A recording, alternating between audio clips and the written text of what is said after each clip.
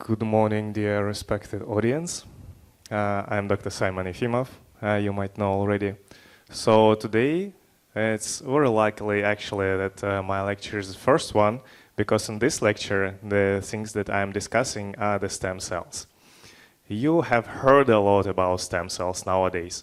And on the market, you can find different types like mesenchymal stem cells, induced pluripotent stem cells. You could have heard about embryonic stem cells, about fetal precursor stem cells. So what are all those different stem cells?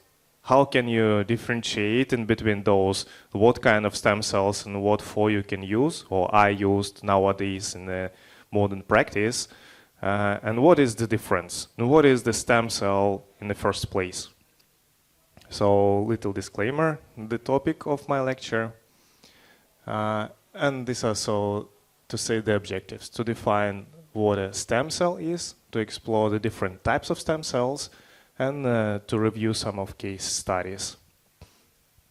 So, let's refer to the cell, right? Since we're talking about stem cells, what is a cell itself?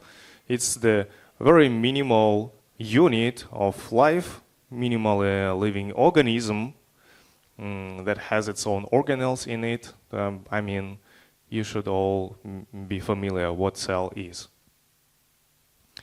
Then, structurally, our organs and our systems, they are made out of tissues, and tissues are made out of cells.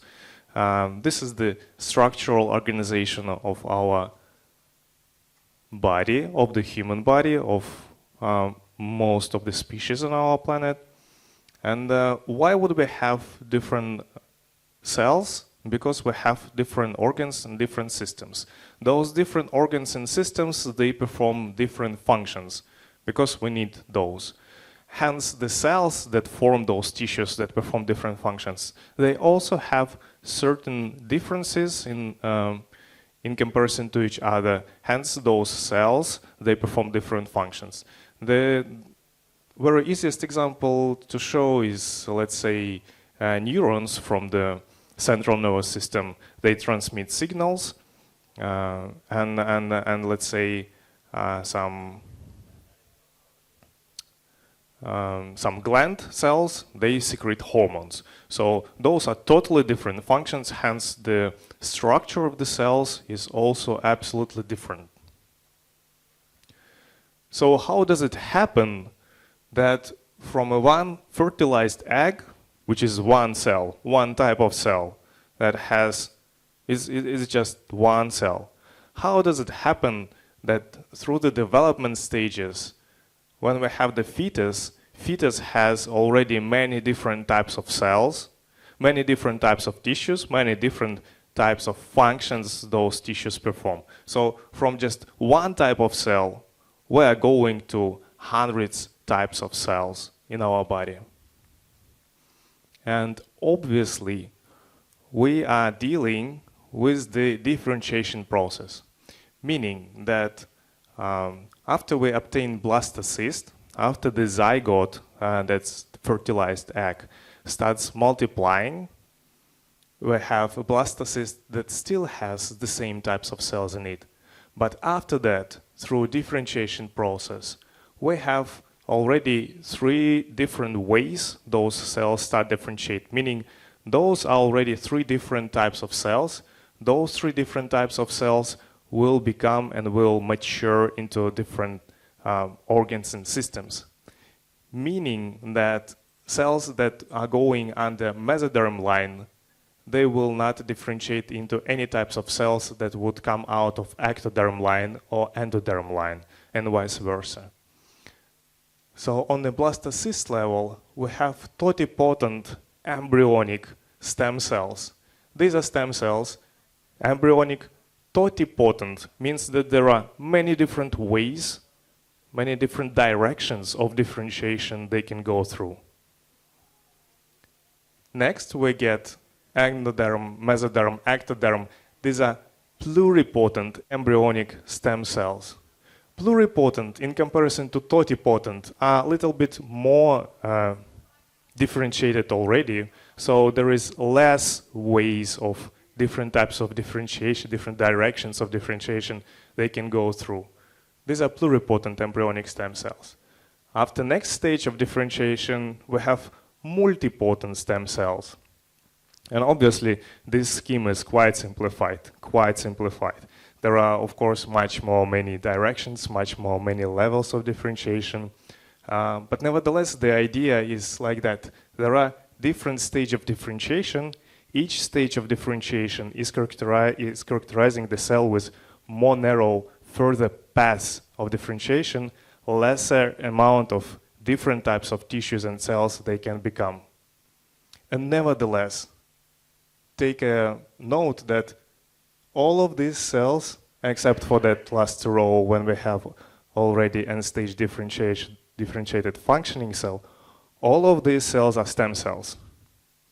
Yes, they are on different level of differentiation. Nevertheless, they are all stem cells. All of them come under the category of stem cells. So this is even a bit more simplified structure. So we have zygote, embryo, tissue stem cell, progenitor cells, and terminal differentiated cells. Unipotent terminal differentiated, meaning that they are already differentiated functioning cell of our tissues.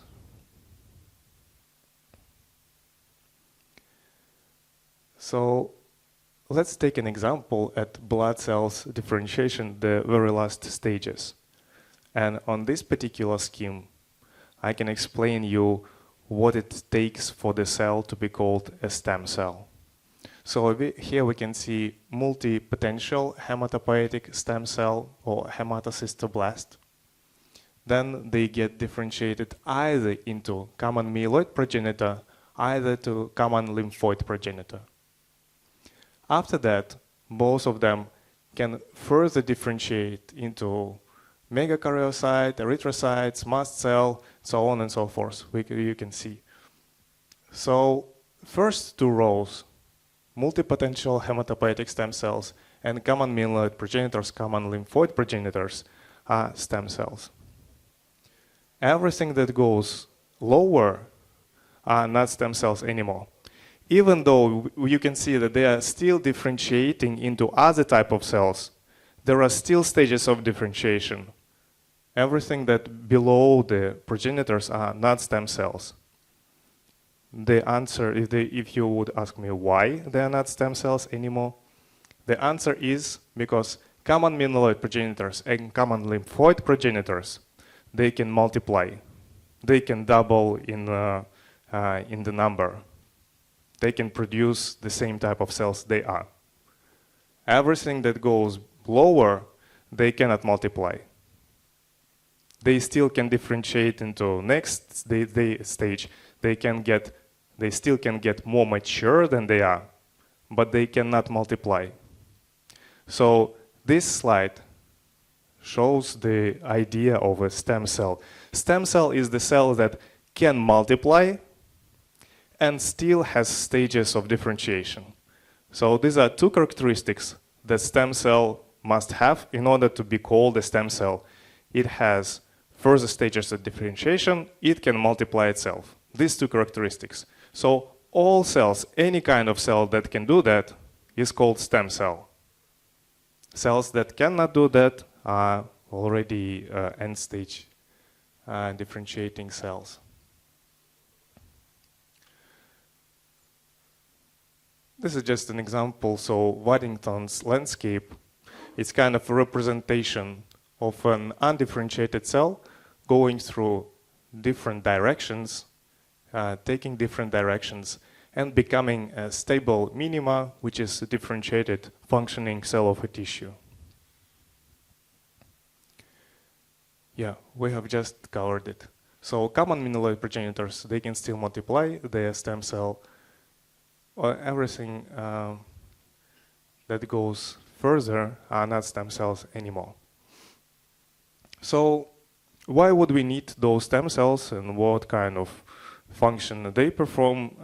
They are taking part in tissue turnover. All of our tissues, they are going through so-called remodeling process like the bone tissue we have discussed yesterday, meaning that on average, in about 25 years period, a human organism exchanges 99.9% of its cells.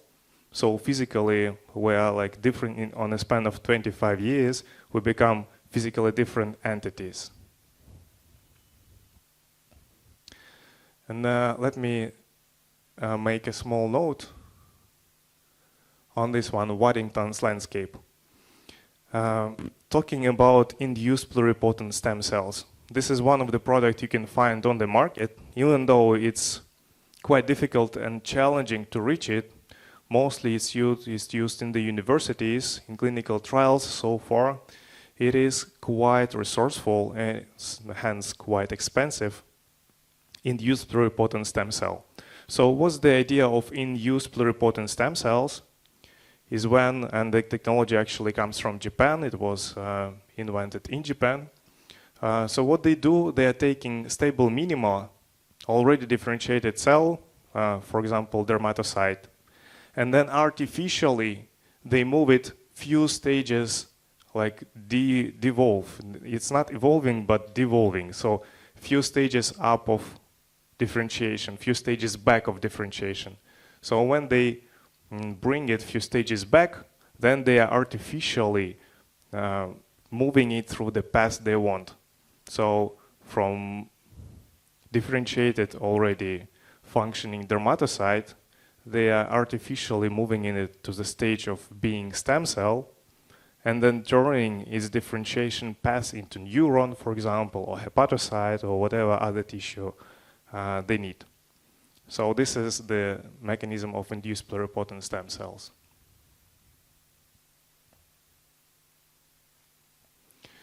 Another one product you can find, mesenchymal stem cells. The most popular, everybody knows about it. There are multiple different types, so to say, or offers you can find on the market. We will discuss what's the difference. But first of all, let's discuss what are the mesenchymal stem cells. So mesenchymal stem cells, they are pluripotent, so to say. They can differentiate into mainly 5 types of tissue. Those are connective tissue, muscle tissue, adipose tissue, fat tissue, muscle tissue, bone, cartilage. So you can see that most of these tissues, they are taking part in musculoskeletal system. Hence, if there are any processes, any need, any inquiry to regenerate musculoskeletal tissue, to deal with the problems of musculoskeletal function, yes, mesenchymal stem cells is the product of choice, because these cells can differentiate into those tissues that we want to regenerate. Hence, we are applying the mesenchymal stem cells, addressing those tissues for regeneration. If we need to regenerate some central nervous system tissues, or thymus, or liver, no, mesenchymal stem cells are not able to differentiate into those types of tissues. Well, the maximum effect that mesenchymal stem cells can do is actually paracrine effect. So paracrine effect, you know, we have paracrine, endocrine, and autocrine systems of communication of cells. So autocrine is when a cell talking to itself by means of biochemical signals, cytokines, chemokines, growth factors, whatever. Anything that cell excretes as a signal to other cell. So it can excrete either, send the signal either to itself, which would be autocrine communication. It can send signals to cells that are next to it, which is paracrine communication. Or it can send signals to cells that far away from it, which is endocrine communication, and endocrine system is our hormonal system. You see, right? So this paracrine communication, yes, it can be done, can be performed by the mesenchymal stem cells. It can modulate anti-inflammatory effect, immunomodulation, cell proliferation in certain cases. So all the effect for, I don't know, obstructive pulmonary disease, heart failure, neurodegenerative disease, all of those conditions treated with the mesenchymal stem cells, the effect that, or the mechanism the mesenchymal stem cells are working or are effective in those cases is only by means of this paracrine effect, sending signals to the host cells and modulating certain behavior of those cells. And fair enough, this effect can be obtained with just using exosomes of mesenchymal stem cells or secretome of mesenchymal stem cells, meaning that for all those types of conditions, no need to use mesenchymal stem cells. You can obtain the same effect with just exosomes or peptides or excretome. Now, what would we do, what would we need in order to restore, let's say, liver failure? So liver failure is inability to perform the functions of the liver due to deterioration of the liver. So in order to bring the functionality back, we need to regenerate the tissue, hence bring the function back. Let's take a look histologically into the liver. So this would be the picture of a healthy liver. First stage of malfunctioning or liver damage, meaning that certain hepatocytes that are performing the function of the liver are compromised. They are not performing anymore. Stage 2, moderate liver damage, meaning that even bigger pool of cells is not performing. Stage 3, significant liver damage, so we are left with a very little amount of still performing functional hepatocytes. And severe liver damage cirrhosis, meaning that it's organ failure. So how would we restore the pool? We need those cells that have been exchanged either to connective tissue, either to, in a case of cirrhosis, either to, let's say, fatty liver disease. So those functional hepatocytes have been replaced with the cells of fat. Hence, the tissue of the liver doesn't perform anymore. How do we bring those healthy hepatocytes back to the site of the liver? Obviously, mesenchymal stem cells wouldn't help us because there is only limited types of cells they can differentiate into. Yes, we can use exosomes or peptides or secretome, but it's only paracrine effect. It can communicate to those hepatocytes that are still alive, that are still performing. They are not able to restore the pool of the functioning cell of the liver. And in this case, the best and then the only solution that we can use are those progenitor or precursor stem cells. Those cells that are still stem cells, but already one stage till the end differentiation into stable minima, into being a functioning cell of an organ. So on this scheme, on this scale, we would use progenitor cells. They are almost just one step before becoming a hepatocyte in our case. And these progenitors, they can be obtained for any type of tissue. So basically, there are possibilities to regenerate any kind of tissue in our body with the help of using of particularly progenitor stem cells. So from all that list of like fetal stem cells, embryonic stem cells, totipotent, multipotent, from all of those cells, progenitor stem cells are the cells of choice. There are multiple publications for these progenitor stem cells to be effective in renal failure up to a certain stage, of course. It's not magic pill. Of course, and the kidney tissue actually is the most difficult one to regenerate. I would tell you the liver is the easiest one to regenerate, kidney is the most difficult one to regenerate. Nevertheless, till certain stages of organ failure, of kidney failure, we could obtain quite good results. Like downstaging to up to 2 stages, but the latest one was 3B.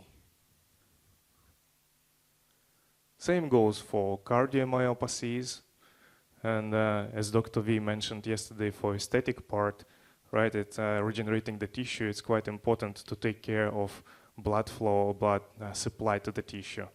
So regenerating liver, for example, is not, it would be not only hepatocytes, but also some other cells that would promote the new vascularization. And same goes for neuronal disorders.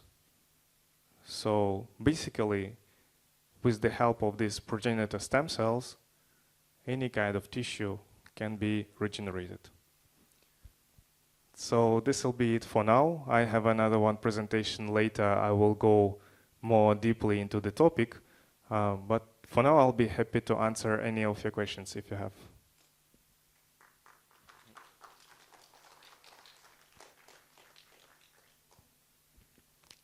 Okay, thank you very much. See you all around.